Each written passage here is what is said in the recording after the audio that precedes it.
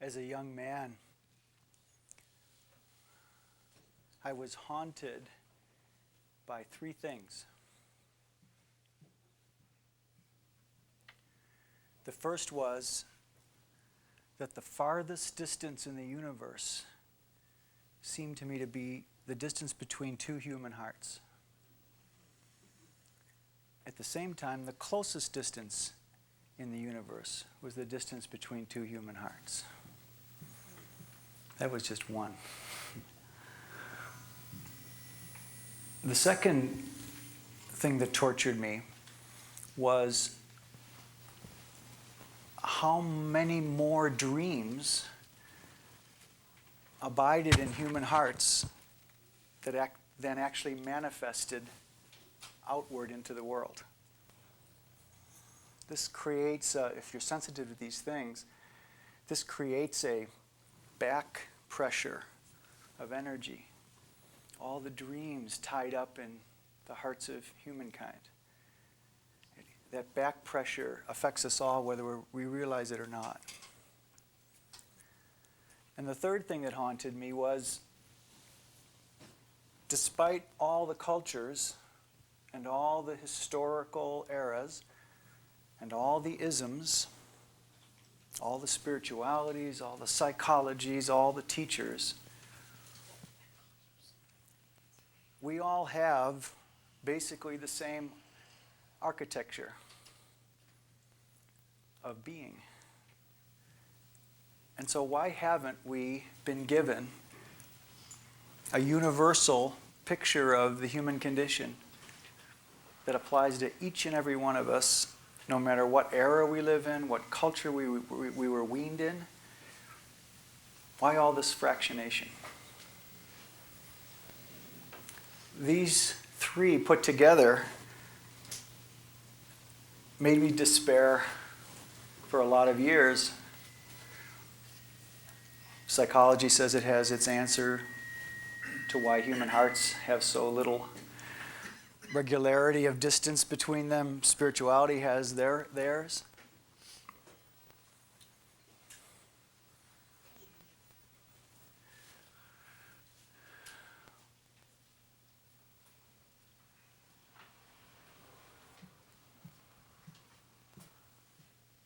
You come on Tuesday nights, most of you, it looks like, and come to hear speakers speak about a specific content. This person about healing, this person about learning, this person about past lives, this person about Zen. Tonight is about context, not content. How can I hear in this shape and body? How can I get from here to there with the idea that's not just a head construction, not just a map? How can I give you an idea in the territory of the heart and soul that will allow you to unhook from hearing just another teacher, just another set of interesting and wonderfully applicable interventions or ideas about the human condition? How can I get you to unhook from that and ask yourself, what if? What if, no matter how many contents you have heard, and what if you could hear all the contents of every teacher in the world? What if all of those added together was still an incomplete and limited picture of what it means to be a divine being in human form? What if that was the case? Just bear with me.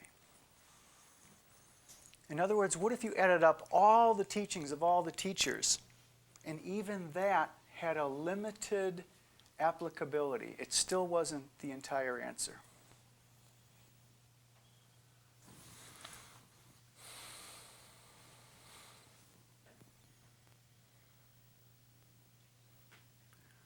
Virtually all of the teachings, that we've had for roughly 3,500 years about what it means to be a divine being in human form revolve around the question, why do we suffer? What is human suffering? All spirituality is an answer to that question. What's Christianity's answer to why we suffer as human beings? Sin. Another one? The devil, someone said? Right? Yeah. The devil. Convenient. What does Hindu philosophy say is the cause of human suffering? Sorry? Karma. Depend. Maya, the illusion. Some you could describe as ignorance. Ignorance, basic ignorance of our true nature. What's the cause of suffering in Zen Buddhism? Attachment. Right. What's the solution to humans? What's the cause of human suffering for psychology? Childhood wounding. Right. How do you, sitting here in this room, how do you decide which one of those fits for you? Well, this seems right, or this sits in my gut right, or I don't like that teacher, so the teachings I don't want to look at. I don't really want to decide for myself, so I'll go by the authority of some written word, supposedly written by someone else. How do you decide? What criteria do you use? Are you a dilettante of spirit? An aficionado or a connoisseur? A dilettante samples. Nothing wrong with this. I did it for lots of lifetimes. An aficionado maybe tests out some of the things and sticks with one they like. A connoisseur becomes the teaching. Why am I standing in front of you? Why aren't you standing here?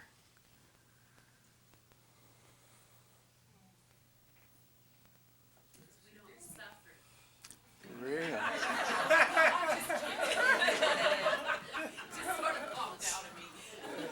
Wow. Then you should be up here.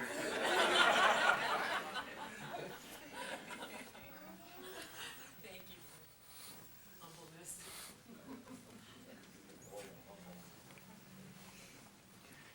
It's an important question. How do you decide? What if how you decide which teaching seems to relate to you? How do you know that your response isn't shaped by unconscious fear patterns? How do you know that what you're attracted to isn't a drug and not a real food?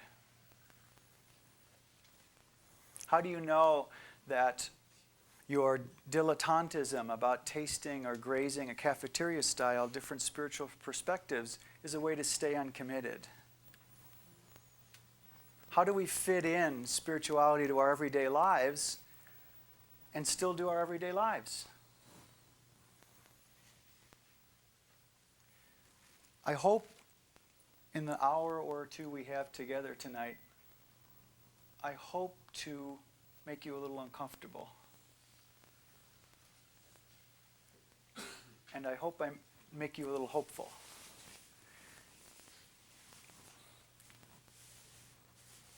Again, bear with me a moment and ask a question. What if no one in the history of humankind has ever attained the summit of consciousness possible to our species? What if? Not Jesus, not the Buddha, not Baha'u'llah, not Muhammad, no one. What if? Where does this leave us? What if? A lot of territory to cover. That's the question I gave my life to. Because no matter what corner of history I looked, no matter what culture I looked, no matter which era I looked in, nothing seemed complete to me. So I'm either insane or resistant, I got my own fear patterns for authority or something, or I was onto something. My own searching led me to the purest form of Zen Buddhism that's not really well known in the West and not actually very well known in the East. It goes beyond what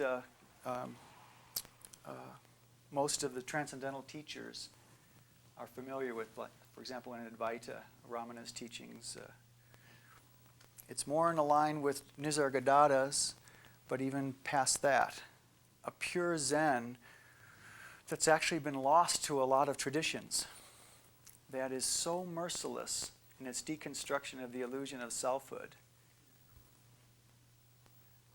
that the terror of your own ego death is so great that only the obliteration and healing of that fear gets you across the other side. That to me seemed to be the only ground that could give me an experience to tell me about this question that bedeviled me. Because you see how they're linked? About why the distances between human hearts is the farthest and the longest and the smallest. Why we don't have a common spirituality that's applicable to everyone, no matter what time of history or culture we live in. And why our dreams don't manifest. The answer to those three questions, for me, is that we've not been given the full picture yet. There are teachers for every level of consciousness, every level, and they're all appropriate. The content of teaching is always related to a certain level of consciousness.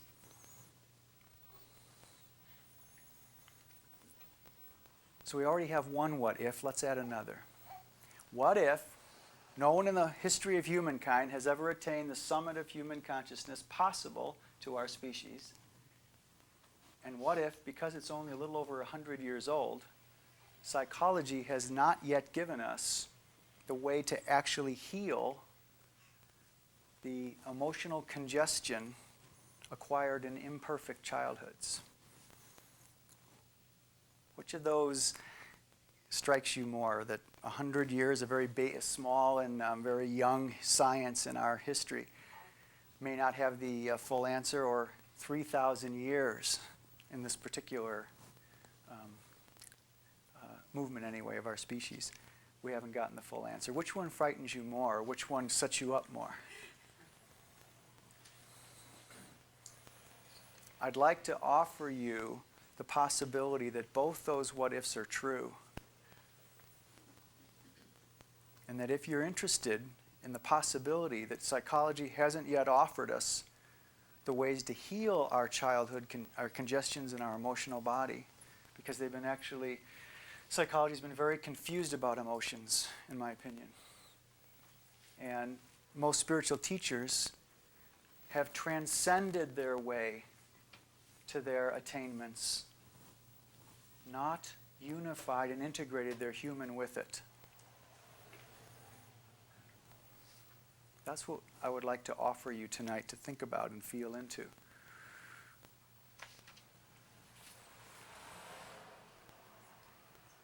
Questions so far? Is this too heavy? Are you saying that even masters have not cleared their emotional kind of like systems and become familiar with it and have actually transcended to it? Did everyone hear that? The question said, have the spiritual masters, I'm assuming, do you mean of the past? Is that what Yeah. you're saying? I am saying that. What I'm saying is that spiritual masters, past and present, because we haven't had certain elemental keys to the unconscious, that the attainments the spiritual masters access, while real and true, are not complete. That's a true statement. That's a true statement, you I think? think it's a true statement because I believe that we live eternally, and wherever we are, that's where we are. And like when he asked about the masters, we continue to learn eternally. And as long as we continue to learn, there's more to learn. It's never ending. How's that for an answer? Isn't that great? So, many spiritual teachers, especially of the East, if you ask them this directly, they will say, this is absolute. This is the absolute. There is nothing else. There is no further wisdoms. There's a teacher in the northeastern United States that teaches this, an Advaita teacher. Nisargadatta taught it.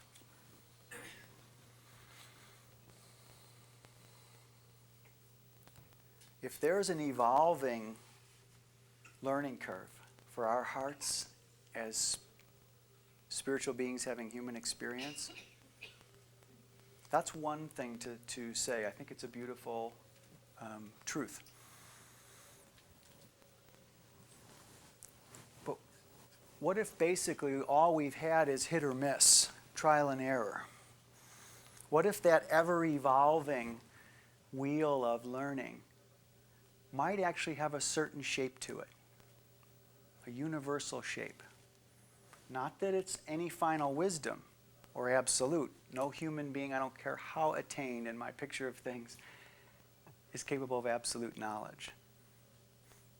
Even my teacher who claimed he did, not because he did, but because he accessed the teaching that teaches that. But what if in that evolving place, the shape of the wheel is discernible? That there is a set of parameters that can capture the three questions, basically, that come out of the question, what is spirituality? For me, when we ask ourselves, what is spirituality, three questions come for me. What am I? What is consciousness? And what is love? Does that seem reasonable? Spirituality is the answer to those questions. What am I? What is consciousness? And what is love? Not who am I? What am I? What is upstream or more senior than who? Does that make sense? Yeah. What we are is more intrinsic than who we are. Who we are is important. That's more about what psychology offers, I think, for me. What we are is what spirituality is about. So what am I? What are some of the answers to that question? What is atheistic humanism or humanistic atheism? What do they say is the answer to what am I? That's a religion too. Product of evolution, a collection of chemicals. DNA with some ego, huh? What does Christianity's answer as what am I?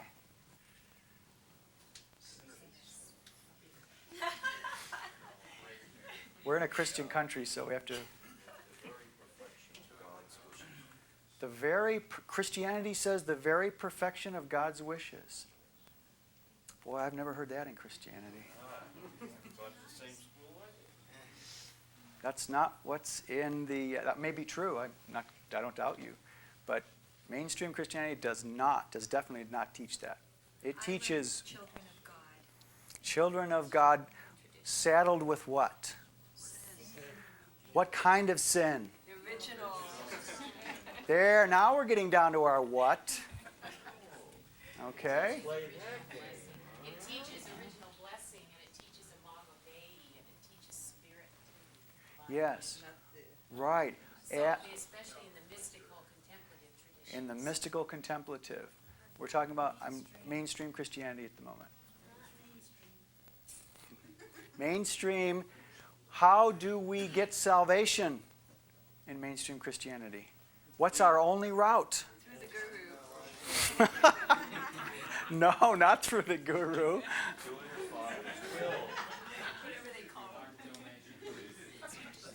Good works or grace? Depends on the denomination. What's the what am I that Zen Buddhism answers? What's the answer Zen Buddhism answers? What am I? Nobody, that's right. Nobody, nothing. What does a yogic tradition answer the what am I?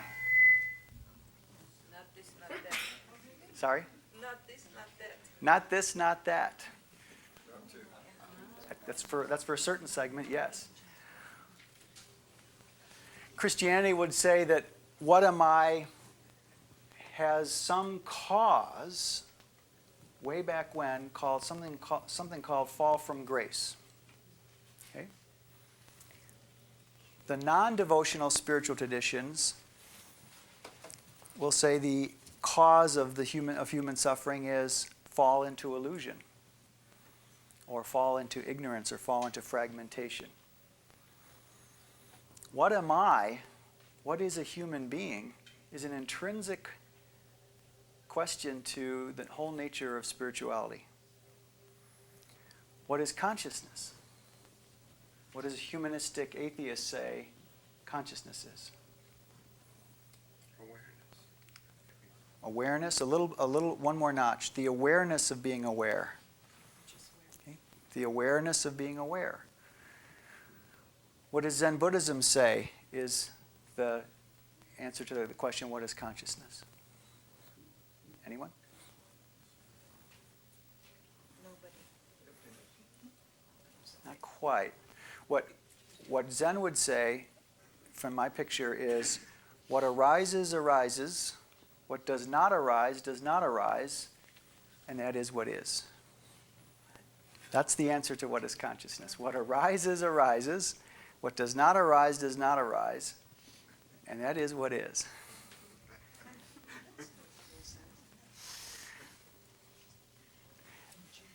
And what does devotional or God fire spirituality answer to the question, what is consciousness?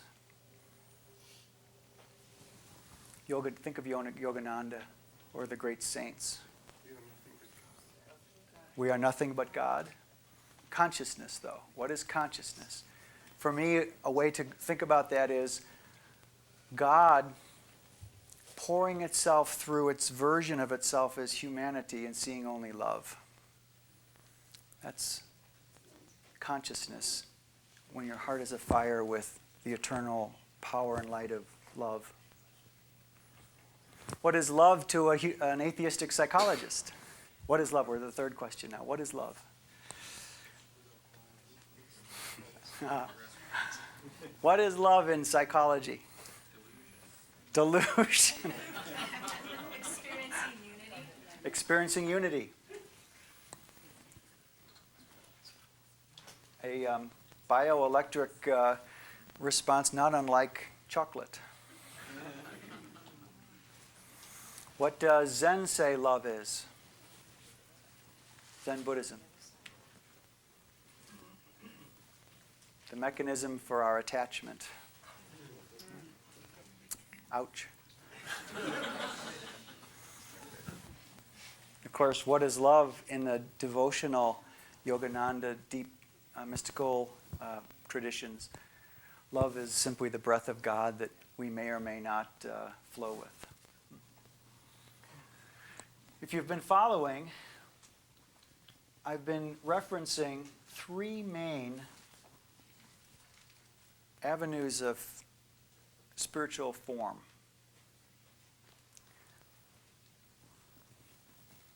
The forms that answer the question, why do we suffer, in three basic ways. Why do we suffer? Because we have childhood issues that continue to filter and shape our experience into loops of repetitive suffering. A non-devotional spirituality, that started with Gautama. It says the cause of suffering is our attachment to and identification to the self as an actual substantive entity. And the devotional kinds of spirituality all through history always put suffering in some form of fall and some sort of stiff-necked resistance to the will of God in some way. Each of these three areas, psychological answers to the cause of suffering, non-devotional spirituality has their answer, and devotional-based spirituality, where there's a self and there's a God, whereas in the non-devotional there's no self and no God. Each of these have amazingly sophisticated answers to the question, why do we suffer? If you go into each of the paradigms in these three areas, and there's hundreds in each, you'll find compelling answers. But we've never had, ever in our history, a picture that included the wisdoms of all three with metaphysics that work to make them come together. In other words, how can you be a Zen Buddhist and have your experience of your heart on fire with God? You can't. That's illusion. For a devotional-based tradition that believes in the eternity and repetition of a soul, in other words, indelible individuality of some sort, is completely incompatible with the Zen picture that there's no such thing as any individual anything, ever.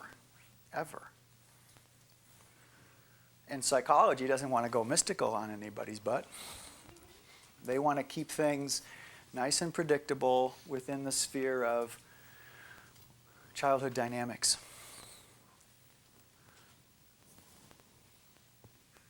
After my awakening in the Zen tradition, in this pure Zen tradition, which is inordinately severe, beyond Advaita,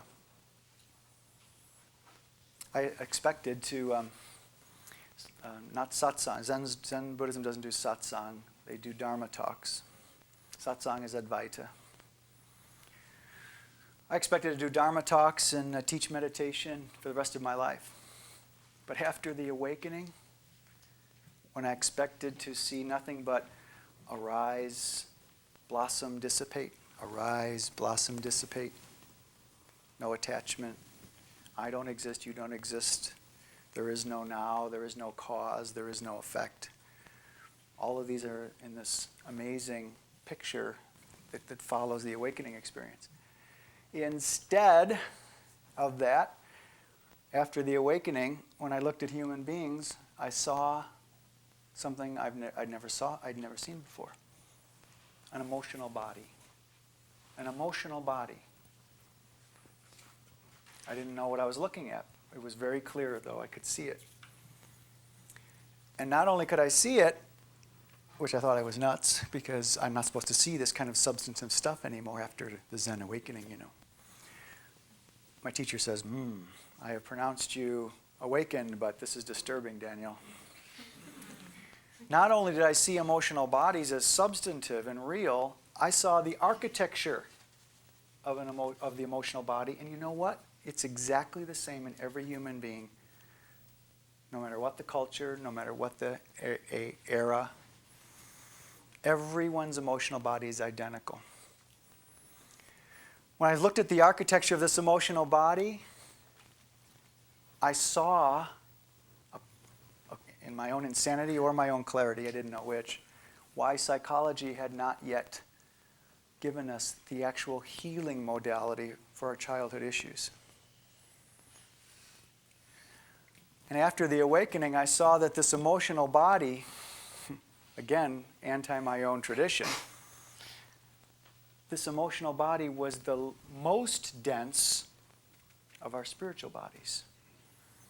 I look at a human being right now, any one of you, and this is what I'm looking at is a cross section, and there's this pink worm that goes way back this way and comes a little bit forward this way. If I kind of stand like that, You're who you are right now is a cross-section in that long pink worm, eternally back that way, eternally going this way. And I can see other cut versions of you in other lives, and how the emotional body and all that long pink worm is actually just one of dozens of spiritual bodies we have, but is the most dense spiritual body, the least dense from the other side body associated with our incarnational form on earth. So I was really scared. What was I supposed to do with this? When I brought it to my teacher, he was really worried because his reputation's on the line in the Dharma tradition, you know. Oh my God, if he's proclaimed me awakened and I've got all this running, not only am I going to get kicked out of the Zen Union, so is he. He said to me so integriously, he said, well, either I was wrong and you've stopped 1 or 2 notches short of full awakening in the Zen tradition where you're still into Maya, or, he said, you're seeing something no one else has ever seen. So I had a choice at that moment to either ignore it or commit my life to answering that question. Was I just on this side? Was I stuck in Maya play out? Or was there something to what I was seeing? So like any good scientist that I was raised to be, I took off my robes and decided to become a designer of a clinical trial. And over a period of about 18 years, I developed a psychotherapeutic perspective based on this architecture of the human emotional body that I see, and started field testing it. Now, it's a tricky situation if you're a scientist, because you don't want your assumptions to taint your conclusions. Does anyone know what I mean by that? You start with a certain assumption, and boy, if you're married to them, you can't trust your conclusions, right? So what a good scientist does is you have to start with assumptions. My assumption was, here's this emotional body I see, and here's the architecture of it. That's the assumption. Now I'm going to try to dismantle it. Now I'm going to disprove it. You don't try to look for ways to support it. You look for ways to disprove it if you have integrity. So now it's about 21 years later, and I'm convinced to the ability of being what anyone can know as truth, always relative, that the picture of the emotional body that I offer will move psychology another whole octave in effectiveness. They say that any great movement, it doesn't matter what area of human endeavor it is, let's say art, any great art changes the medium out of which it was born. After Picasso, we could not look at painting the same anymore. After Frank Lloyd Wright, we could not look how space is defined by artifice in the same way anymore. After Yeshua, we could not look at devotional-based spirituality anymore without changing our picture of how we don't need any clergy or middleman between us and the maker of all things great and small. In other words, whatever the endeavor, real, true movement knocks us out of the box, redefines the parameters, not just repeat or refine the content. Tracking? A different psycho-spiritual paradigm would question and break out virtually 5,000 years of spiritual perspective and over 100 years of psychological. That's what I teach. And as those who know me personally, live to the best of my ability. So I'm either, in my own estimation, has been my whole life, either a madman or onto something. And I don't know the answer. I call the psycho-spiritual paradigm Theo-humanity. Theo-humanity. Because it's my truth, we have never had a spirituality. And I would take any challenge here in this room to convince me otherwise, truly. I've never encountered all the world over a spirituality that integrates our divinity and our humanity in ways that are non-contradictory or don't have collisions. We've never had one. Why? Why? Go ahead. Have you read Osho? Have you heard the name Osho? Oh, yes. Yeah. Who hasn't? Because he gives the same that human, whatever they are doing, whether it is material or spiritual, it is not divided. It is indivisible thing.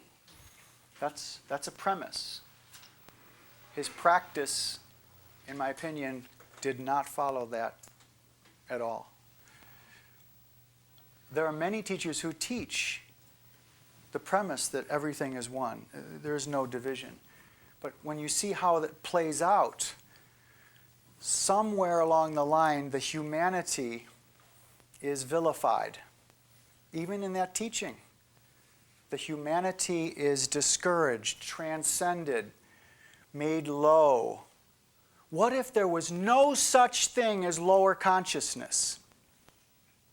What if there was no such thing as a negative emotion? All these comfortable suppositions and assumptions are part and parcel of paradigms we have been taught how to understand our divine nature. What if there's no such thing as lower consciousness? What if this is not in the way of spirituality? This is not in the way. Especially this is not in the way.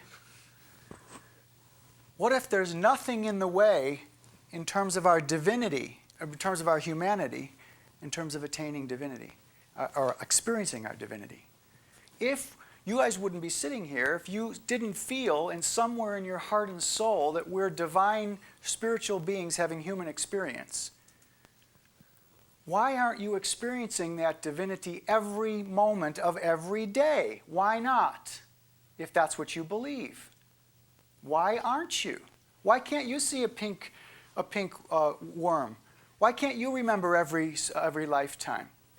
Why can't you do cellular healing if you're a spiritual being in human form? Why am I standing here, extolling you this way? Because I want to shake you up out of your dilettantism about spirituality and live more embodyingly what you say you believe in.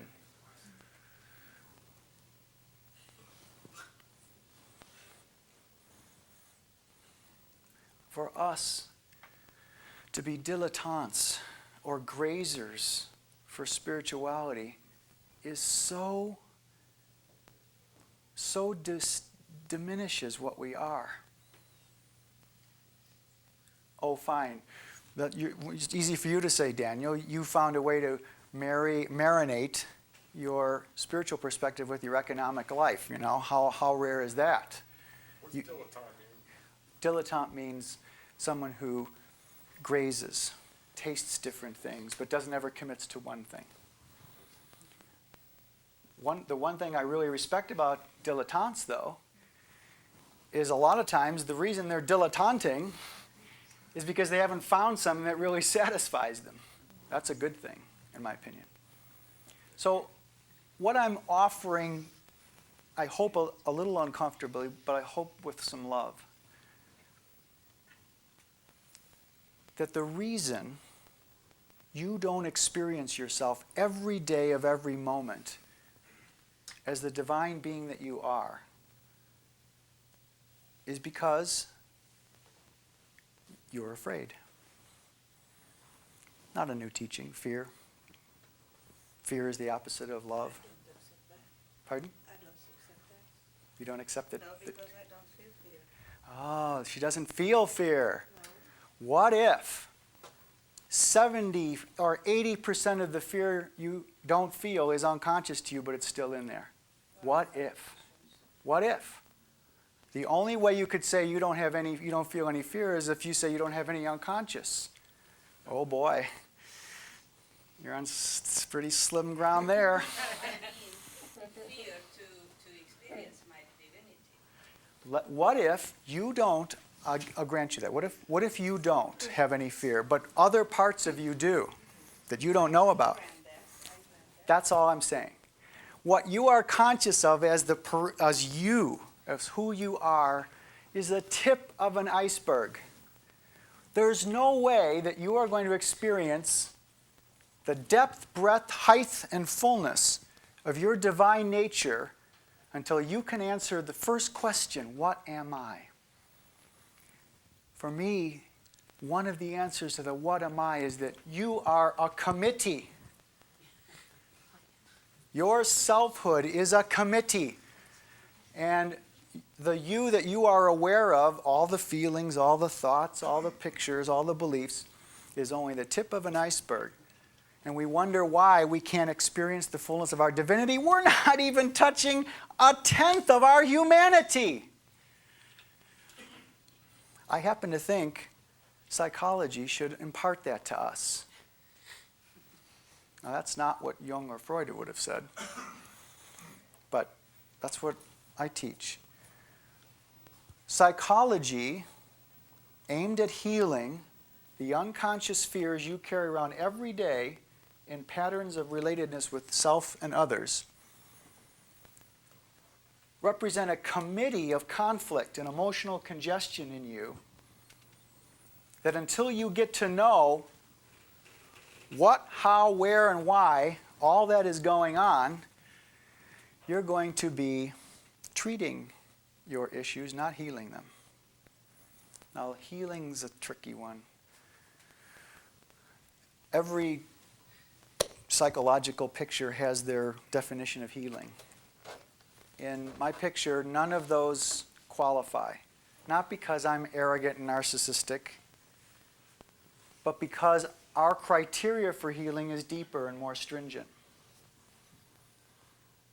There's no way that I take someone further along in spiritual work, whether it's to learn how to hear other consciousness from other levels of being, or how to go all the way past the singularity of individuality into non-dual suchness, or how to, what are the rules of manifestation that are not tied to the 7 laws of spiritual success. I'm sorry.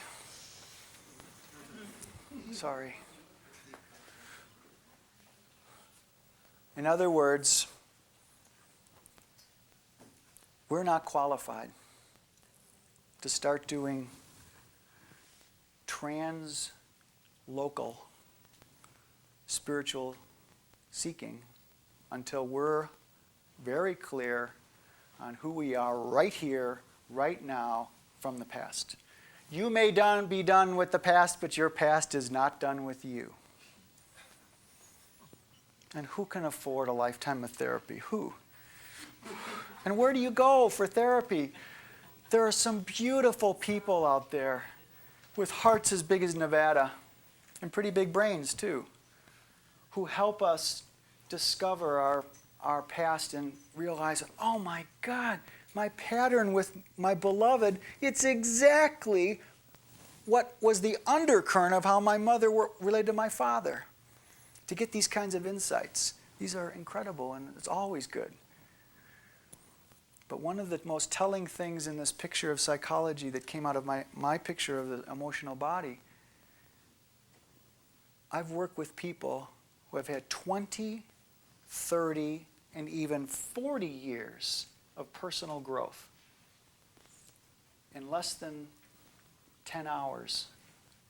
They are finding things they have never learned in 30 years of psychotherapy. And I mean across the board, not just one kind of psychotherapy, Freudian, Jungian, psychosynthesis, Almas's Diamond Heart, you name it. That's something. What if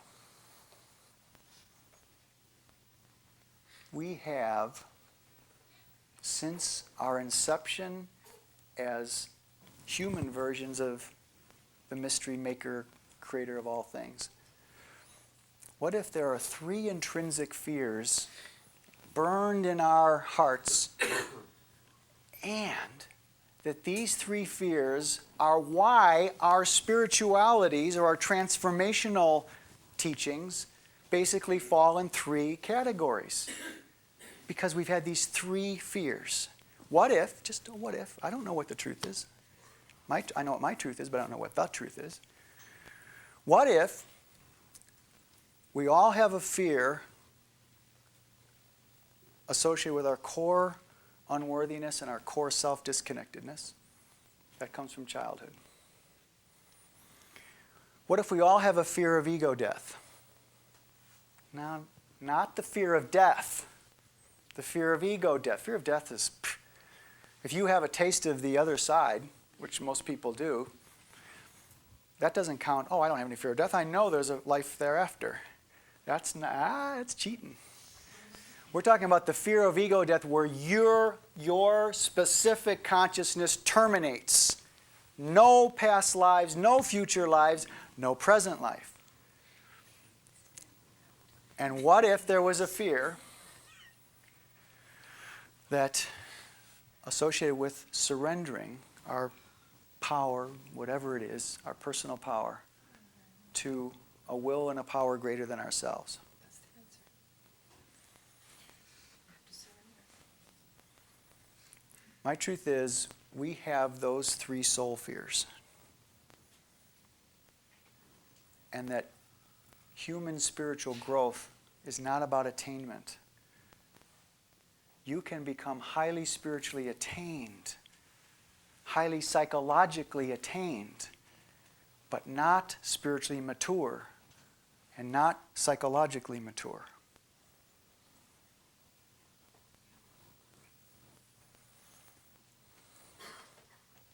Gandhi, great Brahmin Hindu, changed the world with his nonviolence. An applied spirituality, highly attained. After he, in his own mind, failed at rising and transcending his sexual desire for his wife, when he failed and made love with her, his penance was he wiped his own feces on his face.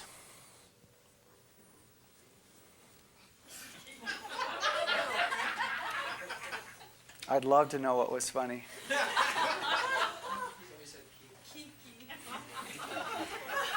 Kinky. Tragic to me for a man like him.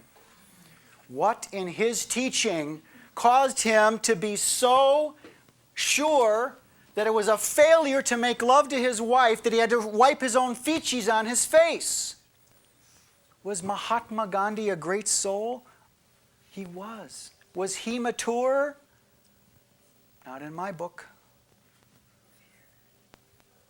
What if there are inherent in every spiritual teaching out there, Osho's, Ramanas, Jesus, even though we don't really have Yeshua's real teaching? What if you knew the real underbelly of how these teachers lived, what if you would be appalled at what wasn't pulled together in them, yet they attained the final wisdom in their picture? We're not criticizing here spiritual teachers. I'm criticizing the paradigms they have been teaching, which is very different. It's not any criticism of these amazing people. Can you match them in their consciousness attainments? What if there was another criteria that got us beyond attainment to maturity, both psychologically and spiritually, where the underbelly of a spiritual teacher's life doesn't have a circle of 7 women that service you sexually, like a teacher in the Fiji Islands, or doesn't require you to hide like Krishnamurti, his beloved of 40 years, because he could not reconcile his transcendental picture with his attachment to a beloved. He hid her for 40 years.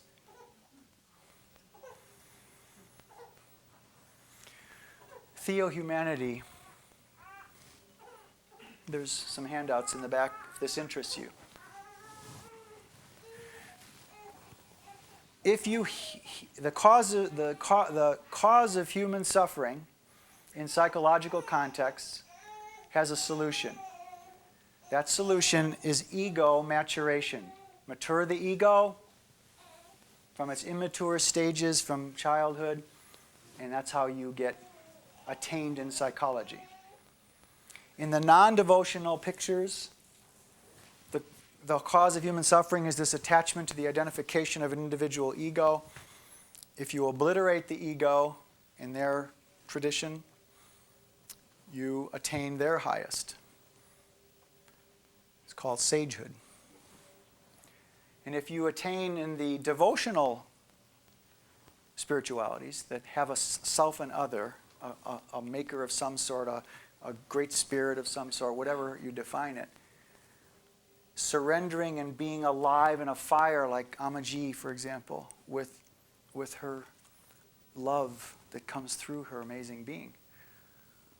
When you attain that level, you're a saint, sainthood. If you attain ego maturation, we can call that personhood. If we attain ego obliteration, we can call that sagehood. If you attain this amazing movement, not that God is in your heart, but you are in the heart of God, qualify for sainthood.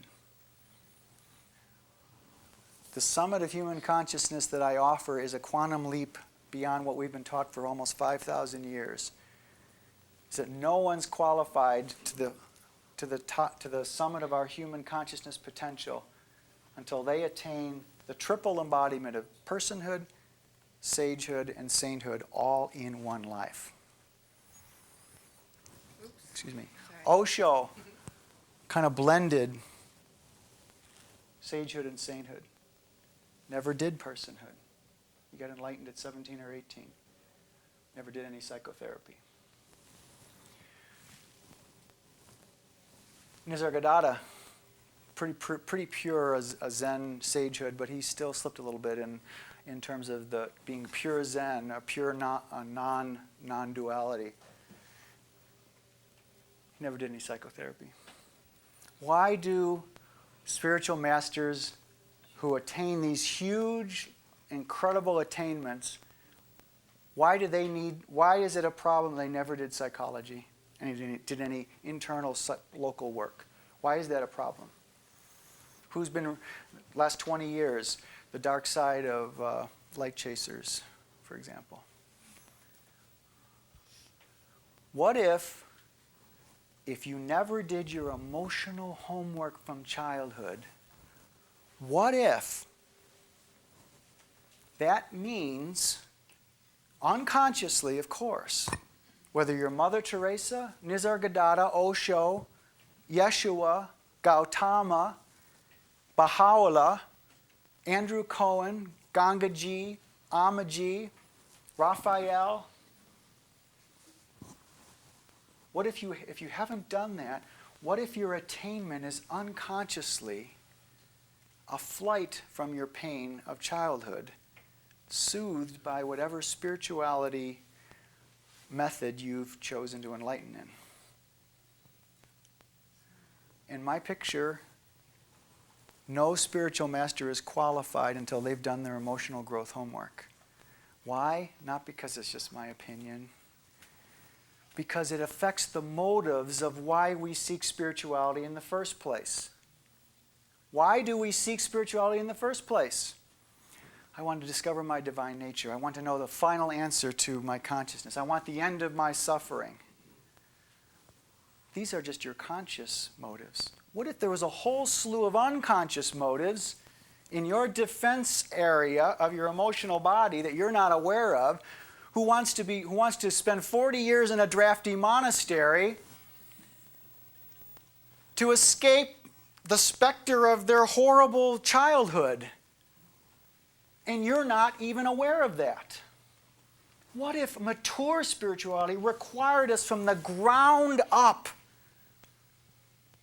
to move our fear, starting with the local, meaning who you are this moment, how you are responding to me at this moment is a product of the filters of your childhood. Change those filters, you're going to change your reality. Until those filters are outworked in your emotional body, you're going to be choosing your spiritual menu because your defenses, who love the parts in you that suffer, want to save them, want them to not suffer anymore. If they've got a God pouring infinite love through their heart fields, you don't suffer much. If your ego is obliterated and you're in serenity and bliss, where everything's arising and nothing is real, and you're above and beyond and a part of everything all at once, your parts don't suffer inside. And what if you've done 30 years of psychotherapy and the basic patterns are still there? You're a hell of a lot more informed, and maybe you're even transformed. But why aren't you transmuted? Transmuted. What if real growth is about transmutation, not transformation or information or even inspiration? Incarnation. And what if the linkage between psychology and spirituality is emotion? That's actually the title of the talk tonight, I think. I had to ask my director what the title was. Human emotion is the ladder to spirit. What if emotion is the linkage? And psychology's been pretty confused about emotion.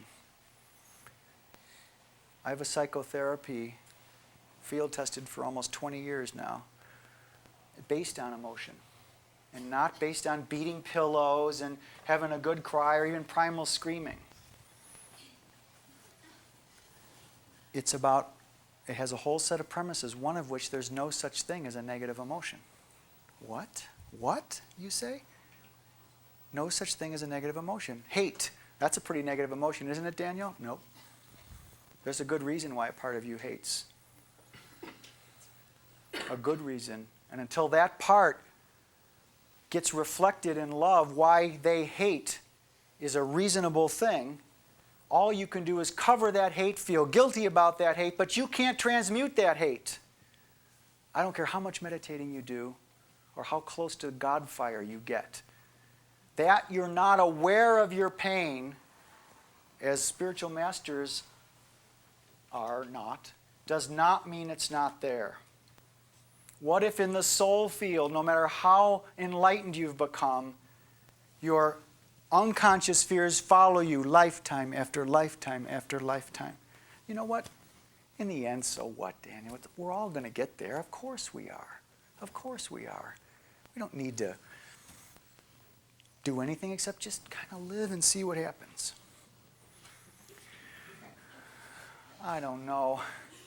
The consciousness of this world increases in temperature every year since the age of Aquarius changed over. We live in a different world now than we did 20 or 30 years ago. Theo-humanity,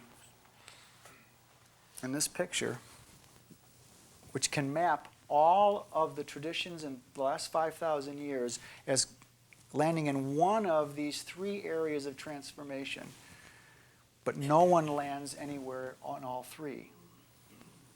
That's why it's been so limited. I teach a picture that goes beyond enlightenment that I call enheartenment. Enheartenment.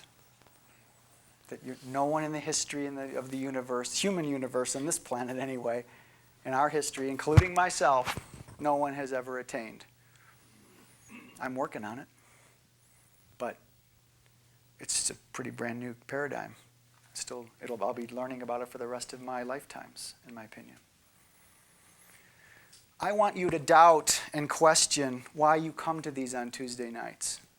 I want you to doubt and question why you live the way you live. Even if you don't do things like suicide bomb or serial kill or go to work high every day.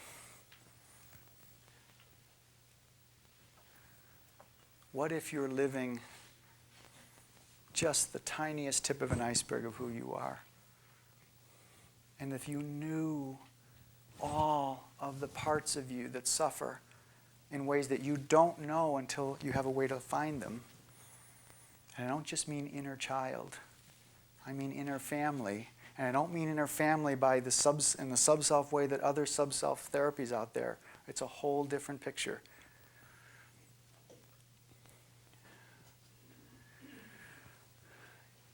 You don't have to remember any of this or care about any of this. You'll leave after tonight and there'll be a speaker next Tuesday, more content. And it'll be okay. It'll be wonderful, beautiful people, real teachings. What I'm asking you to consider is the filing cabinets in your consciousness into which all this content goes. That filing cabinet's too small. I want to help you change that filing cabinet, not add to more content.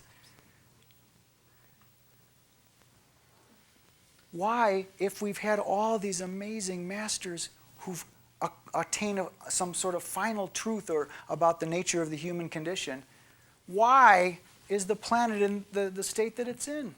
Oh, well, it's there. No one just accords themselves to it. I don't know. How does one translate one's love for the whole of humanity? Theo-humanity is not the answer. Theo-humanity is an amazingly effective set of questions. It's not the answer. There are no absolute answers. You're the answer, not Theo-humanity. Theo-humanity is a set of questions. You're the answer. I want your filing cabinets to change shape and size. Just like Picasso, we couldn't look at painting the same way anymore.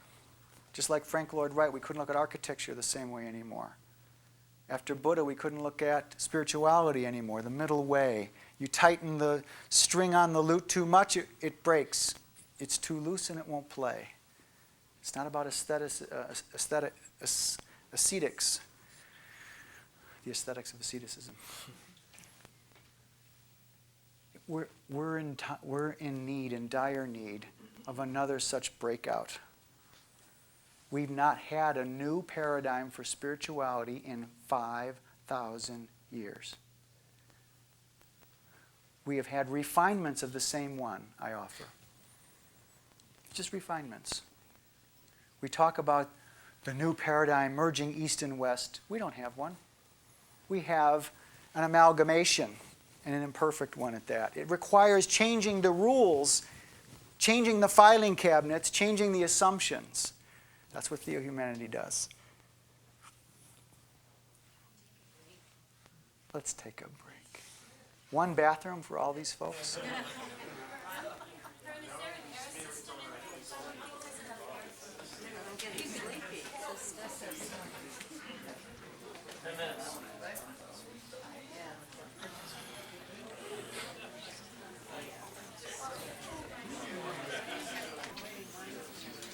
Okay.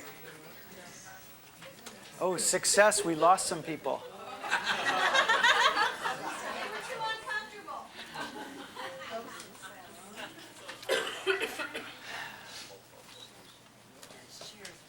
Probably.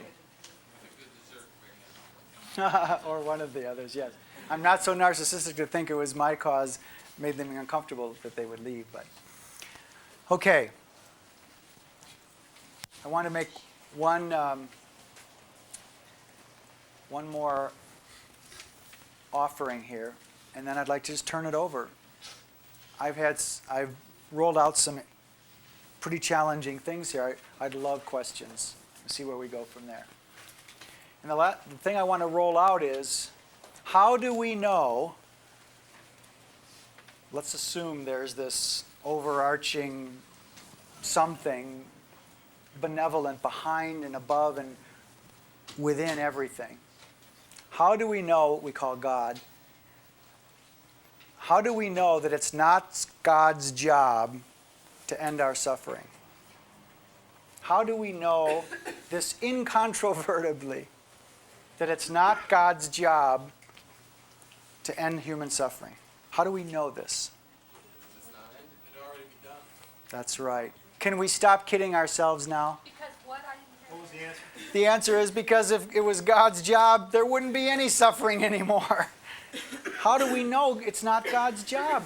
It's still happening. If it was going to happen, it would have happened by now. That means the cause and the treatment of suffering is up to us. Us, us, us, us, us. Let's stop praying to end suffering. It's not God's job, that's ours. Remember the movie Contact? Remember the movie Contact? Dr. Arroway, Jodie Foster's character, she loses the machine seat because she won't be non-integrous and say she believes in a God, and the committee wants the person going to this alien race to believe in God. She doesn't get it. And when she meets with the man who did get it later, her former boss, he's very righteous and says, Dr. Irway, I know that in a perfect world, you would have been rewarded for that kind of integrity that you displayed at the committee. But we just don't live in that world. And I'm sorry. And her answer, funny, I always thought the world is what we made it. And that's what we're saying here. Why do we live in the world we live in? Because we haven't changed it yet. And maybe we haven't been able to change it yet because we haven't got really good direction on how to.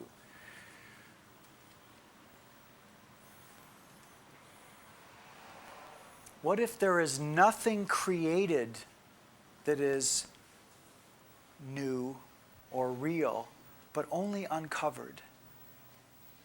What if there is nothing to build in terms of an authentic self or a spiritual attainment, but something to lift off something that already has life in you?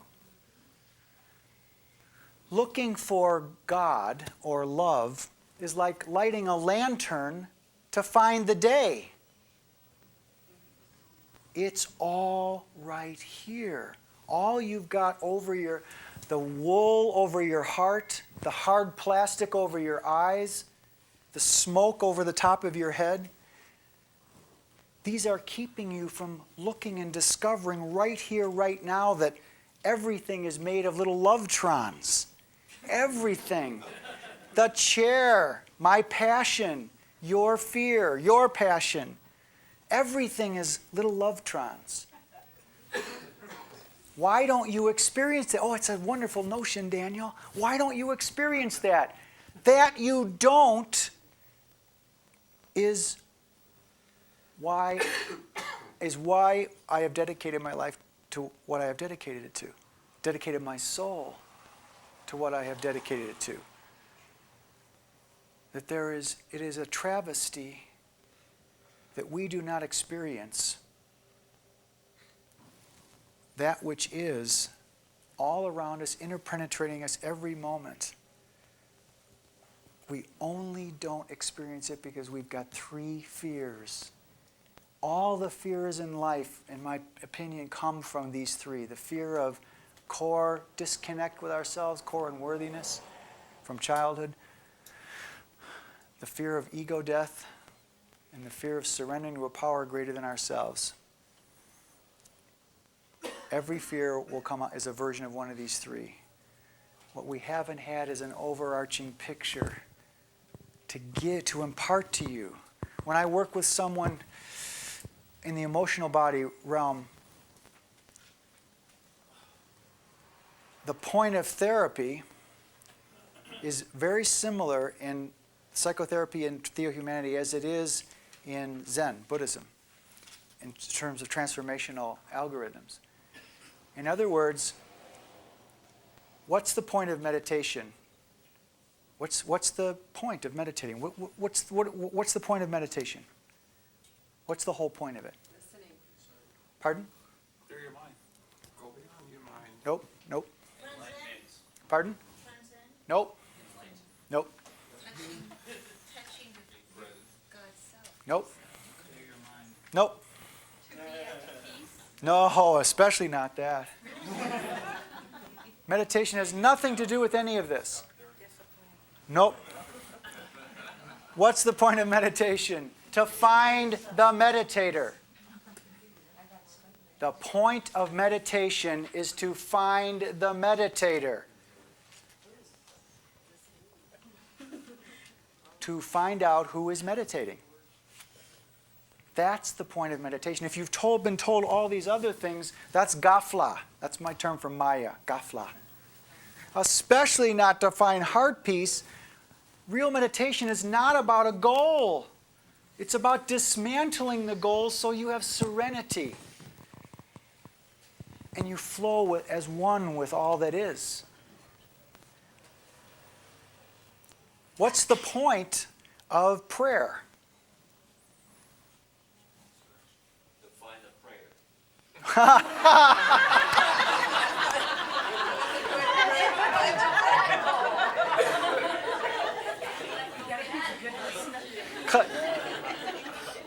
Clever, but I don't think so. What's the point of prayer? What's the point of prayer? Communication. Communion. With what?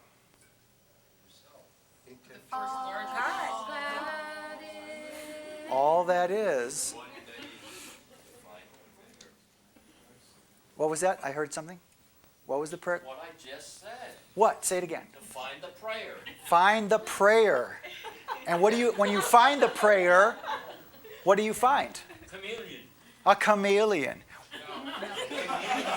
I'm sorry? Communion. Communion, sorry. Communion.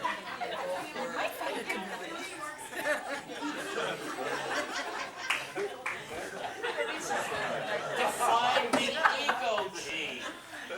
And then you give it up. Ego,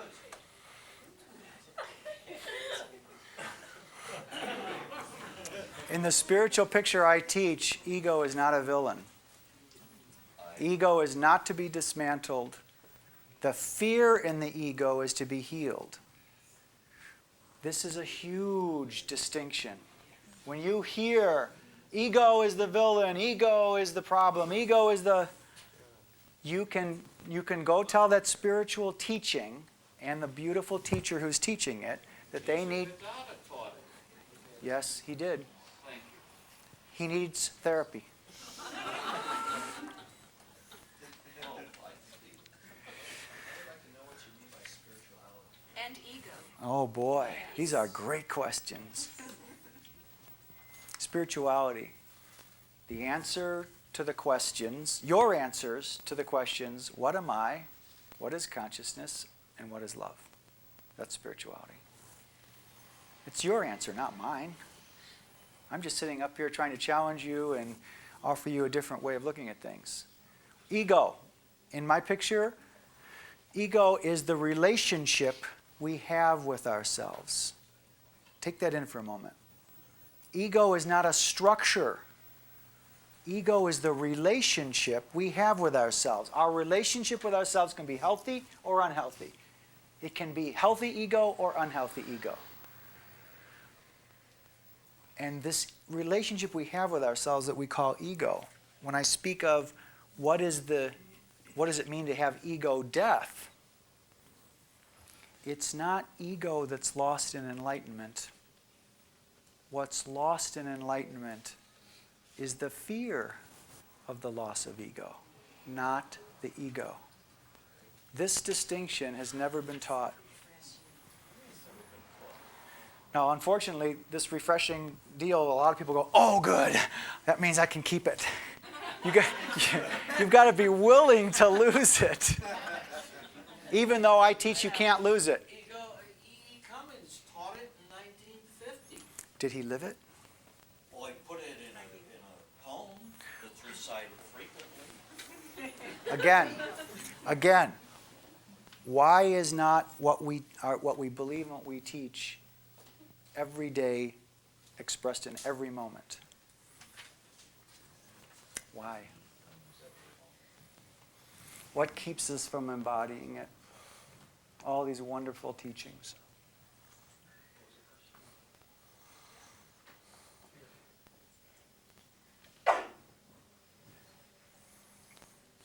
We're afraid people won't like us because we're too weird. That's true. What if you can become enlightened, brilliant, teach, be willing to look weird? What if you can do all that out of an unhealed and strategic form of yourself? In other words, the you that you are right now, I don't care how many years of therapy you've had.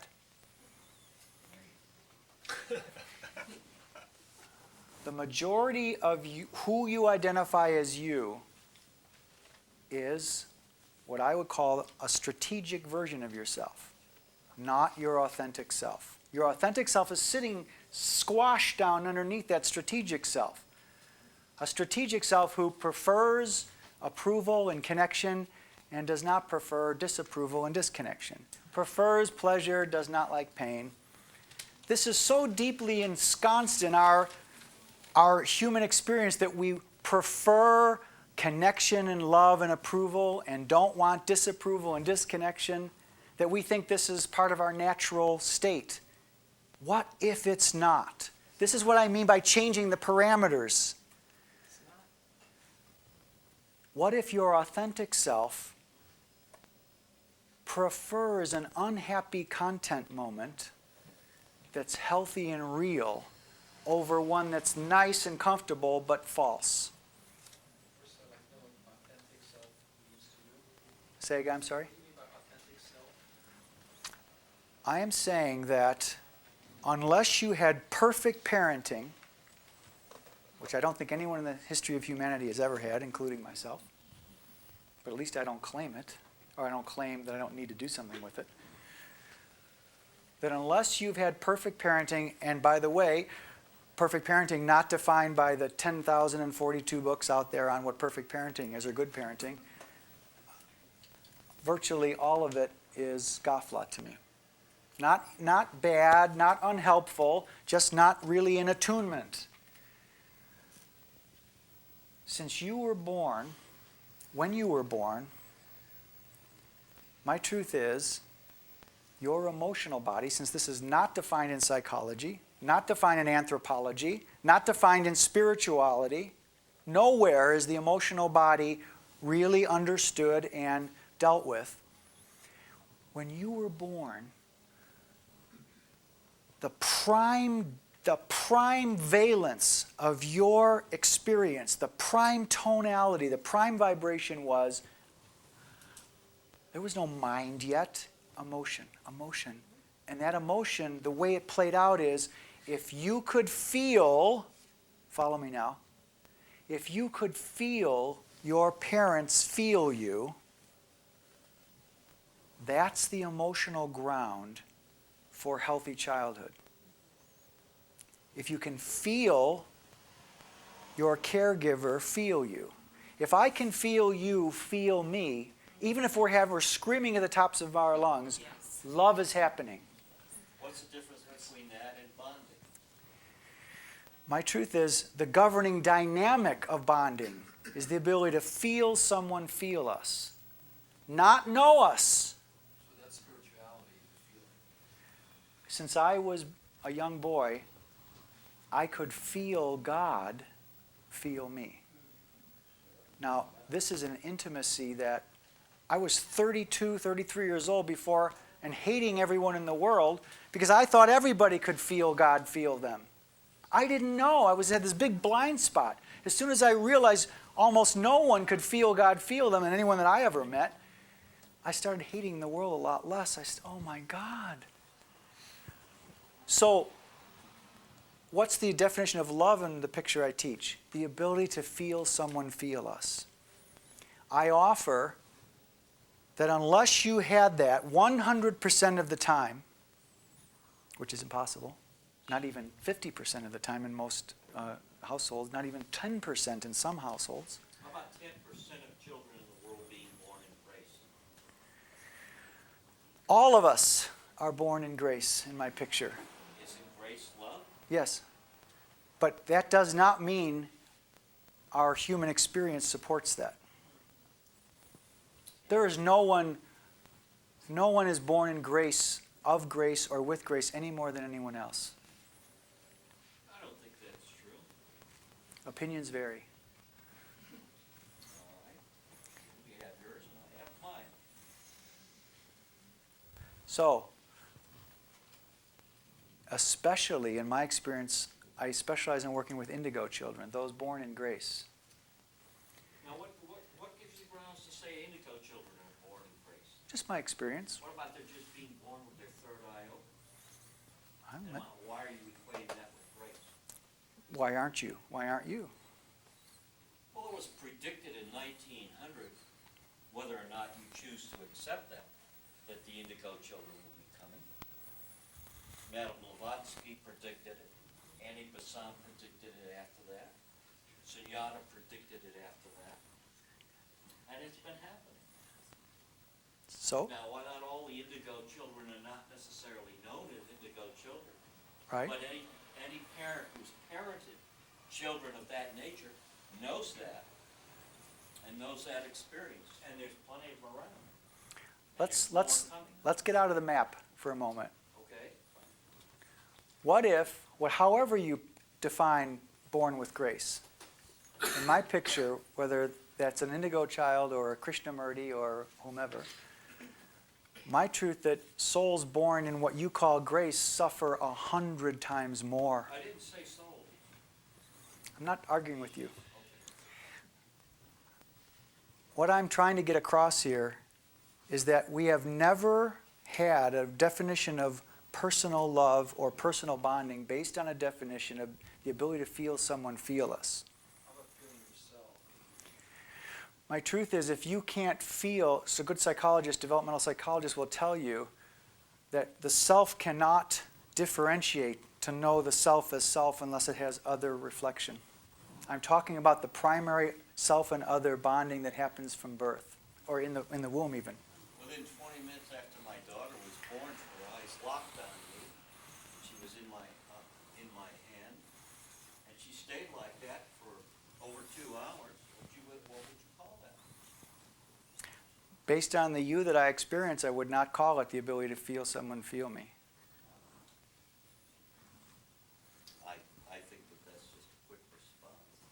I don't think it's really a thoughtful response. It's my truth, quick or not quick. All right. What I'm saying is you can lock your eyes all you want. Unless you, as a parent, have done exhaustive and productive psychotherapy in a way that has not been offered yet, you have a strategic block energetic over your heart field. No matter how much you love, you're loving from behind this heart block and you don't even know it. The children are being born to strategic parents. As you're describing, my experience of Esalen as not being, dramatic in my life. No, I'm not. I'm saying it's not complete. Not dramatic. It was perfectly, wonderfully helpful. Just not complete. Can I ask you a question? Sure. Is the feeling you, feeling me, or you feel that Yes. that dynamic, is that empathy? No. It's a ground of connect that most people don't know and have never experienced. The people that I work with in this therapeutic picture who encounter for the first time, they will describe it to you. They thought they knew what love was or bonding or connecting was. I'm trying to offer something that's out of the box here, out of your experience, all of yours. These words, feel someone feel yours, going into a certain filing cabinet. And I'm trying to get to ruffle that up a little bit. You in this room are 70% a strategic version of yourself and only 20 to 30% an authentic version of yourself, no matter how authentic you feel to yourself. That's what I'm saying. And this is not a criticism. We can't change what we don't know. You use the word we a lot. Yes? I kind of feel like there's a lot of presumption going on when you say that. What's that? You say we. I kind of feel like in my own experience, Yes? it's since when I was a little boy, I remember how when I used to talk with adults, how their words would not match what they were feeling. Yes. I would pick up on that. Uh-huh. And when I became an adult, I started recognizing what that was all about. Mm-hmm. Recognizing that these adults were disconnected from themselves. Mm-hmm. And that was my mirror, that I was also disconnected from myself. And as I start recognizing that, I'm just Right. giving this a real general Mm-hmm. overview, but what that meant that I was disconnected from myself. Right. And then once I started connecting myself, I started feeling more what that spirituality is. And it's not Feeling what was? It's not any more than just being connected to yourself again, and then you can be your authentic self and you reconnect to that place, and that's spirituality. It's not really complicated. You know, a lot of these words and all these separate things are becoming fragmented and separated with all these different things coming in, and I don't see a focus on you know, use the word authentic self, and it does come from, you know, we come into this world already knowing something, or already feeling something. And as we are growing into this world's already in motion, and we have to conform to it. Well, our parents conformed us to it. They were also disconnecting themselves, and they were conforming us to what they were familiar with. Okay. So I think I get the gist. I think I get the gist of what you're saying. Yeah, So what if, I'll just go on a limb here, and I can't take any, I will not ask anyone to believe this, because I don't believe in belief. I loved your words. I loved your philosophy. I love the simplicity and the directness of it. And I see that you are unaware of about 60% of the emotional congestion and pain that still lives in you, despite all that simplicity and wonderfulness. unaware of it. Yes, unaware of it. Below your conscious awareness. You know, I'm not asking you to believe it. Is there any chance that you would be telling us tonight how we can get in touch with those levels of our unconscious? Oh boy. Big question. Are you gonna hold the carrot in front of us forever? Give us an experience I mean, of how that do for we 5 break minutes. through and get to that unconscious? I would love to tell you, but a good farmer doesn't take the seed and just throw it on the surface. You have to prepare the field. And what I want to offer you requires I put some furrows and piss you off a little bit, or think I'm being supercilious or narcissistic, or think I know everything. I have to take that risk and try to create new furrows in your experience to offer what I want to offer you. If all we spent these 2 hours was sort of inflaming you a little bit and getting you a little, I've done my job. I'm a good spiritual teacher or a psychological teacher does not make you happy. They make you grow. And growth is not what part of you wants to do. So, for me, I'd love to answer that question. Here's the picture. I'll build it here for you. A child, you are born into the world. You encounter two strategically dominated parents who love you so much. We'll go ideal here. They love you, they love you. You know they love you.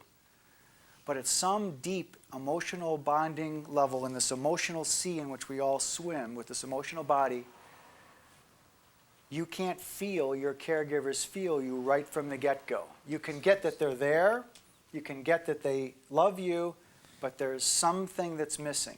They're disconnected also. Correct. That's why you're having that, right? That's all. Right. Okay, so what happens then, in other words, the fix has to be, whatever the fix is, has to be tuned to how it got broke in the first place. Okay? For me, when I saw the emotional body after the awakening, when a child can't feel caregivers feel us, the first thing that happens is there's this contraction around the heart field that we call hurt. Hurt, hurt, hurt. Because we can't melt in the emotional body. We can't, the currency is emotional authenticity, and our parents are not, bless their hearts, no one has ever been really fully emotionally authentic before we've had kids.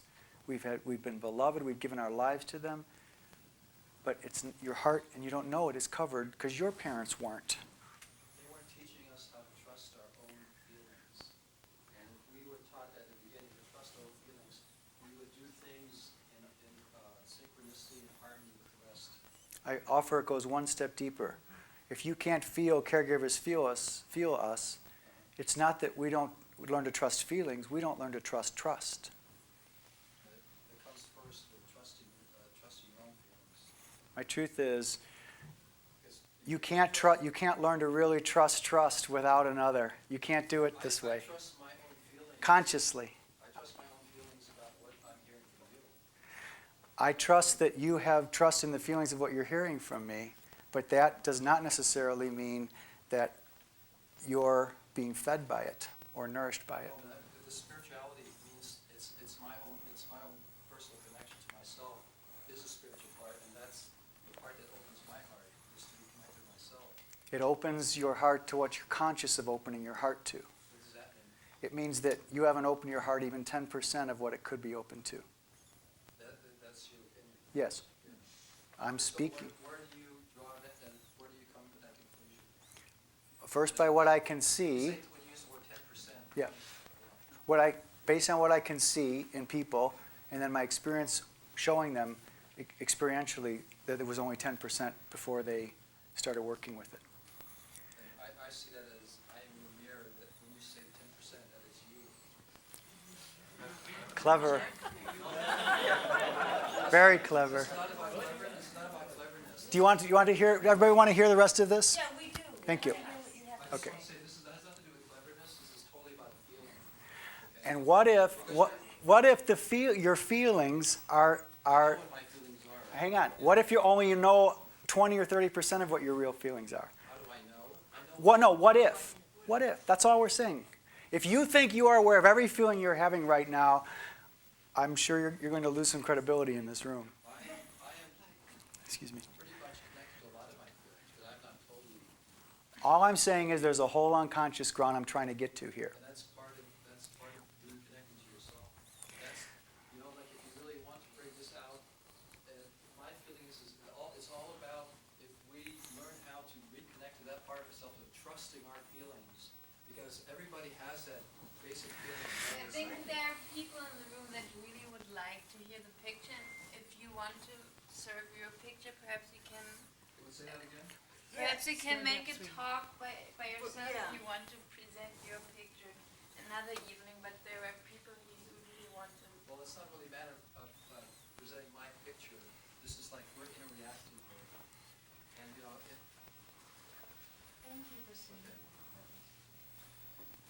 So what should we do? There's no way I'm going to convince you, and I'm not going to try. I'm not trying to convince anyone. I'm trying to help you all see that what you've convinced yourself of is something. that's a presumptuous Absolutely it is. And I'd like to support it if I could continue. Yeah. Is there someone here who's worked with you who could testimony or I something? certainly, Interact? absolutely. Finish what he's saying first. Absolutely there are, but for those who aren't buying it, which is fine with me, we'll just see it as though he brought us somebody to do a commercial for his picture. But absolutely you can do that. There's a couple in the room. So, follow me on this. So if you can't feel a caregiver feel you, you get this hurt thing around your heart field. Okay? After this experience happens over and over again, you might be held for 18 months, like in some tribal cultures. You can have attention all the time given to you. I'm talking about a different currency, this emotional body that adults are not taught how to transact. Okay? Once this happens over and over again, this primary hurt, contraction, anxiety is born. Anxiety is the fear of future hurt. If you were never hurt, you would never have anxiety. Okay? Anxiety, the fear of future hurt. Now you've got, the child has fear and anxiety rolling in all the time. They can't speak to it. There's this pre-verbal. Is that basic fear now, or is that taught fear? It is experiential fear. It's a fear that's experienced, not taught, experienced. If somebody's coming at me to kill me, would I feel fear? And what fear would that be? This experiential fear that you're talking about? It's connected to it, yes. So it's fear of fear and not fear itself. More clever map talk. It's Clever math. yes, it is. It's fear of. I'm not even defining fear. I'm saying there is hurt and then there is anxiety. Okay, is that clear so far? But Stay with me. Fear of fear is a known phenomenon on which society operates. I would like to ask that we just let him speak and really interact with him for a while. Yes. I would love to come one of your guys' talks here. Well, I don't know. I thought you were saying you're redefining body and knowledge of the world. I am trying. Right. What about the innate fight or flight response that's actually genetic and innate? That's not what I'm speaking to at the moment. I'm speaking another whole category from developmental psychology. Developmental psychology. Okay, so bear with me a little bit longer here. You asked, this gentle person asked how. I'm getting to it. Hurt and anxiety build up to a certain degree. They can't discharge it because it's all based in. They can't feel this. The caregivers feel them in this emotional sea in which they swim. The next emotion that pops is rage. Rage is our play out of built up fear and anxiety. Hurt and anxiety, sorry. If you were never hurt and anxious, you'd never be mad. It is impossible to be mad about something that there isn't hurt or anxiety involved in somewhere. Now, we're starting to rage. Parents in the room, terrible twos, tantrums, twos. This is already happening at this age. What happens when we get mad in our families? Do we get supported and validated, usually? Not in most families I know. Not even the ones that say, Junior, we need a timeout now. Go into the corner over here. That's not supporting a child's rage. What happens is now comes the strategic moment. We get punished for our rage, basically, in some form, benignly or malignantly. We just got shamed or punished for our rage, which is just accumulated hurt and anxiety. What? Okay, being brilliant little graceful children that we all are born on equally. I'm not stupid. If I do this, Mommy and Daddy will smile at me. If I don't do that, they won't frown at me or whack me or otherwise punish me. The strategic self-control is born.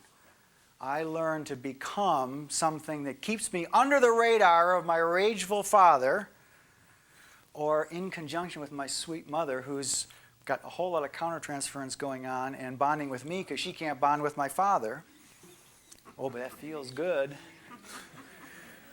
So, bingo. And I come from what is called a fairly non-toxic family. And I wouldn't call it beaver cleaver, but and here all this hurt, anxiety, rage, and now control is born when I decide I'm going to be Mama's little good boy and Daddy's little good boy, and I'll just hate them behind my mask. Now the strategic self is born. Now we seek approval and avoid disapproval. Such a natural human thing. It comes out of psychopathology. It's not natural to the human condition. Now we're in control. Now we're sculpting ourselves to fit our cliques in grade school. Or we're defining ourselves as not being part of a clique, and that's a clique. Whatever it is, we're trying to avoid disapproval and judgment that we learned at home from our social net now. What happens is, when we're a control-based sub-self, a strategic version of ourselves, cultivating approval and trying to get away from disapproval, the next thing that comes is depression. This is why so many young people between the ages of 7th grade and 12th grade are depressed and suicidal. They can't connect. They can't connect to anyone, especially themselves. If you can't connect to your parents, you learn you can't connect to yourself. So, at the end then, if you live through your depression, which everyone has to some degree or other, the degree is huge and it overpowers their psyche, you start blaming yourself. What is wrong with me? Shame is born. This is what I saw when I first saw an emotional body. I saw wound up all in this congestion, this emotional body, a center of hurt, a center of anxiety, a center of rage, a center of control, a center of depression, and a center of shame. Primary emotions, irreducible, that are not just picked willy-nilly, but part of a developmental sequence of what happens when you can't feel your caregivers feel you. The question in my heart was, what if we made a sub-self therapy based on the fact that these were living beings in us. Living beings of hurt, anxiety, rage, control, depression, and shame, and the associated defenses, which are another whole story. What if hurt, anxiety, rage, control, depression, or shame are just like how a pearl forms in a mollusk? How does a pearl form? A little irritation in the muscle, right? And we secrete. The mollusk secretes this thing and becomes this beautiful pearl.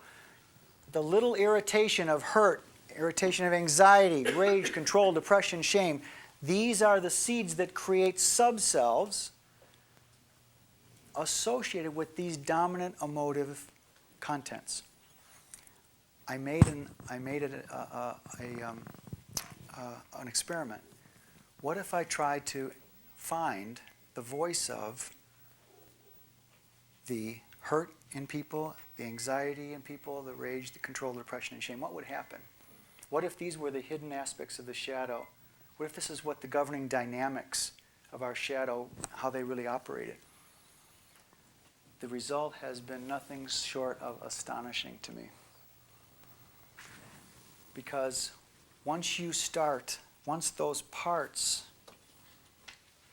the people that work with me, those parts have never, ever felt someone else feel them. And that's what starts changing everything. And what happens is, the more hurt, anxiety, rage, control, depression, and shame you heal, the less you have to control or strategize your way through life, because you're self-connected and you're connected with others. And lo and behold, the strategic version of yourself starts falling away. And the authentic one that was underneath it never had a chance to blossom because you couldn't feel caregivers feel you to the degree and the criteria that this picture offers.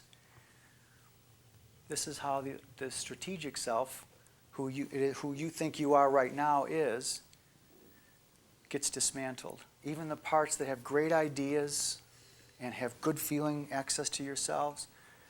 I work with people who have worked 40 years in psychotherapy, have great internal access to their feelings, feel like they know themselves and trust themselves. 10 hours in and they are, holy God, all I didn't know. So, how?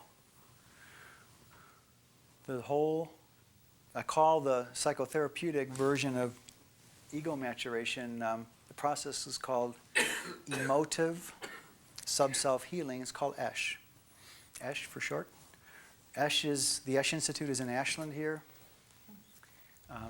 I have certified ESH facilitators who have not only gone through ESH with me personally, but I've also trained in the method. It's not just another gosh darn psychotherapy. It's not another Byron Katie projection thing. It's not another inner child thing. This is a whole different animal. there's someone in the audience here, a classically trained doctor, got a doctorate in psychology, who knows about the deepest and most expansive forms of psychotherapy on the planet. You should talk to her after. This is Dr. Dreyfus here, Nancy Dreyfus. She's been an ESH client of mine for 2 years. We're just finishing up our work. And you can ask her about how different ESH is than anything she's ever encountered, and she has encountered them all. In other words, and especially those who are born in grace, abiding, being able to feel God feel them.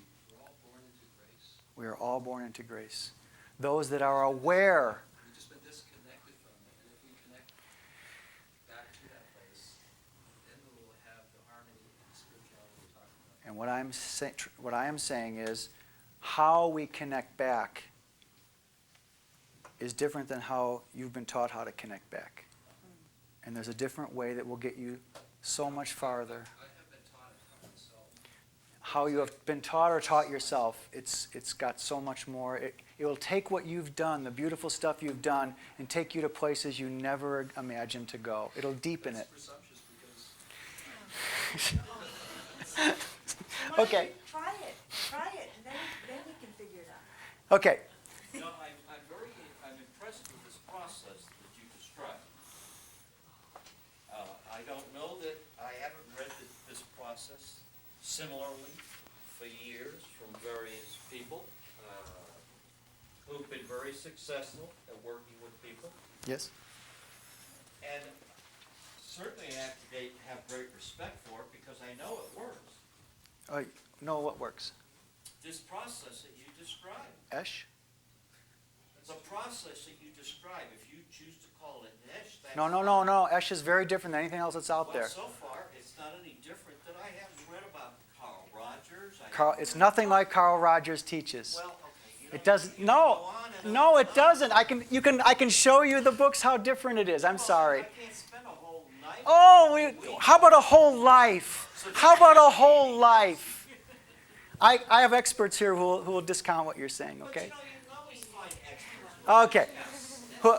Other questions about this? Other questions about this? I have a question. Yes, please. What would it look like to give an example of supporting rage? You said parents don't support rage of a child, for instance. So what would it look like? What would be an example of supporting the rage? I'll give a metaphor first. And then okay. No, it's not. No, it's not. It's supposed to challenge how yours is closed. Okay. How to... We have a person who's asked a question. Should we do it or not? Yes. Okay, thank you. Sometimes the most loving statements are tough. Okay. How to support rage. When I work with a tantruming child, it's so amazing. When the kid's on the floor going, like this, I just get on the floor with him and I go, and this kid stops like for a moment, and then does some more until then I do it so I match him all the way. And I don't just act this. I first feel where his rage is coming from. You can't just do a behavior. That's psychotherapy in general. It's not a behavior. It's I feel his rage. My heart is porous enough to go there.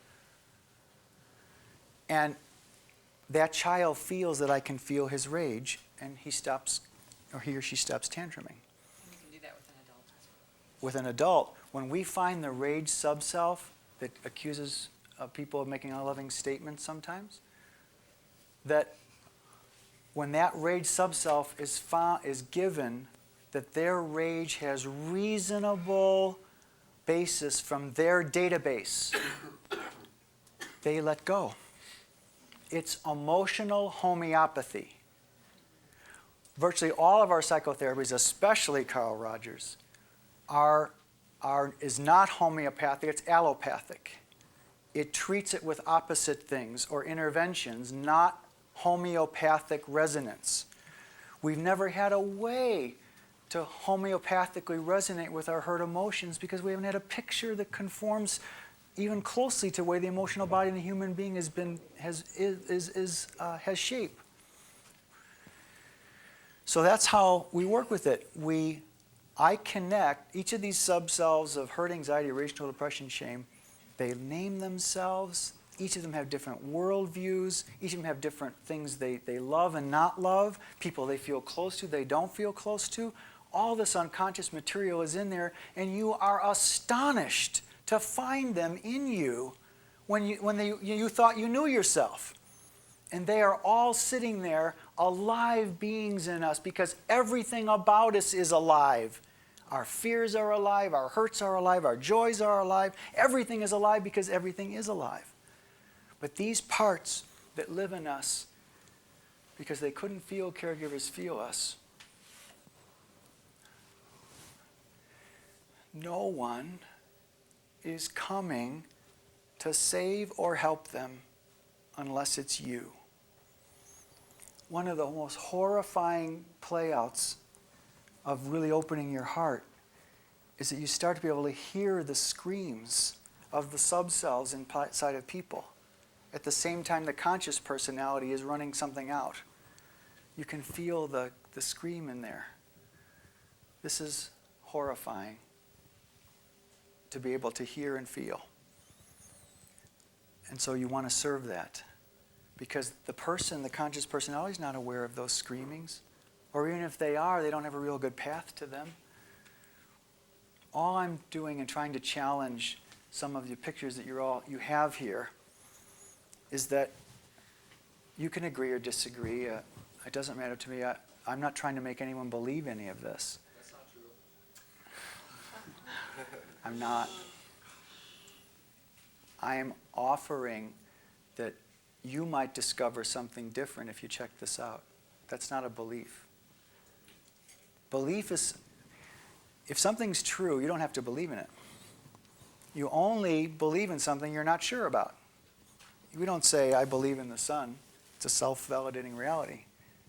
You only have beliefs about things you're not sure is true. Try telling that to a fundamentalist Christian, that their belief in God is a direct reality of how much they have doubt about God's existence. I don't believe in God. I have no belief systems. I'm not trying to make any of you believers, whatever you may believe. This is about offering you a new experience that self-validates. Not because I say so. I don't want you to do anything because I say so. I'm asking you to check it out inside yourself if any of this has any interest to you. If it doesn't, that's okay. We're not looking to gain adherence here. I didn't come here and book this room. I got invited to speak by this center. I don't market what I do. I don't want anyone to believe it. Not my spiritual teachings, not my emotional teachings. Those that are drawn to it do. We have ESH facilitators in Ashland, 5 of them. A couple of interns. They're busy. Not because we advertise or try to make anyone believe it. Something about me, you'll leave tonight, and something about this talk will have touched you or not, pissed you off or not. You'll have judged me for something or not. You'll think I've judged you for something or not. What will you leave with? What will you leave with? I hope you leave with your world and your ideas about things maybe up for some questioning. That's all. That's all. I leave feeling that you're disconnected from yourself. Maybe that's a projection of yours onto me. Okay, more questions? Yes? So how do you go about accessing the stem cells? It's a great question. There's a series of journaling by the about 8th hour and 9th hour of working with a facilitator. You have access to these parts. I lead you gently into this unconscious place by having you do fill-ins, always, never statements. We slowly start with and try to ascertain the voice. The first thing we find is the voice of your suffering, the generic voice of your suffering. And then we parse out that the general voice of suffering has, just like white light. Suffering is white light and you shine it through a prism. and it turns into these component colors. The prism of ESH, when suffering gets pushed through that prism, it breaks out into hurt, anxiety, rage, control, depression, shame. And we funnel that down, and we get access to these different voices, the voice of hurt, the voice of anxiety, the voice of rage, the voice of control. And the voice of control is just the first part of our defenses to defend against the hurt and anxiety we've felt. So when I do an ESH weekend, we start on Friday night, and by Sunday afternoon at 4, most of the people have all 6 of their subcells, all of their names, and the basic issues that are bedeviling and congesting each one of them. That's the best way to start it, ESH, is to do a weekend of it. So it's a lot less expensive too. It's in a group and of people, and then you get these subcells at the end of the weekend. Now you can work individual with a facilitator to get these things moving. There's a piece I'd like to share about it. Okay, sure. This is Dr. Dreyfus, lives in Philadelphia, has a private practice there. She's the person I was speaking of. So it's an interesting question how this is different from other therapies, and I can appreciate sitting and listening here. It can sound like other things, so I'm going to try to make a distinction for you. Very simple. Imagine a kid is 2, 3, or 4 and comes to mom and says, "Look what I made for you." And the mom is busy and says, "Can't you see I'm busy?" What does the kid feel? Hurt. What happens if in that moment the mom comes to the kid and says, "Oh, I was being rushy, come here, let me give you a hug." What happens to that hurt? Goes away. Right. So that would be like a little example of what we mean about how feeling felt digests a feeling. But if over a period of time that child at a very young age doesn't feel felt, a young child, because of its, we could say, cognitive immaturity, is unable to have hurt. The child is unable to maintain a sense of self and say, "Wow, that hurts." So what happens over a period of time, which is how this whole idea of the sub-self develops, is that the child moves from having the hurt to becoming the hurt. And this is a key distinction in this model. Most of the times when our emotions get triggered, we lose who we are, and in a sense we fuse with the feeling. Yes. So it's not, so as you look at yourself and you look at your loved ones through life, often when there's emotional reactivity, what we call in ESH your head of household, we call your aware self, your unwounded part, no longer is transacting because you have become the emotion.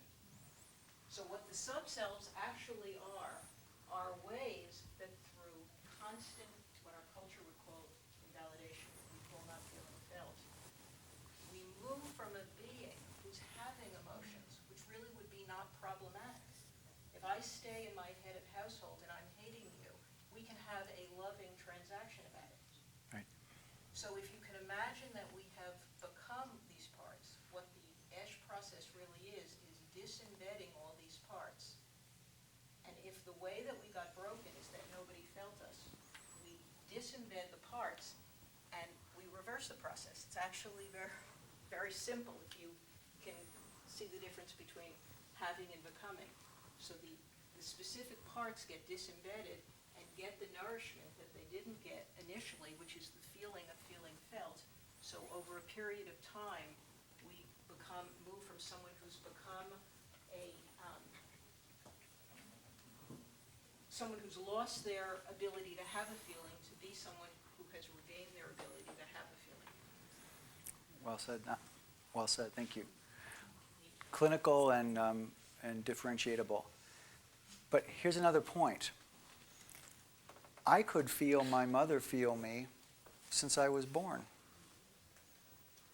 But because my mother never did any personal work, the form of my being able to feel me, I could feel her feel me, was one of codependent fusion.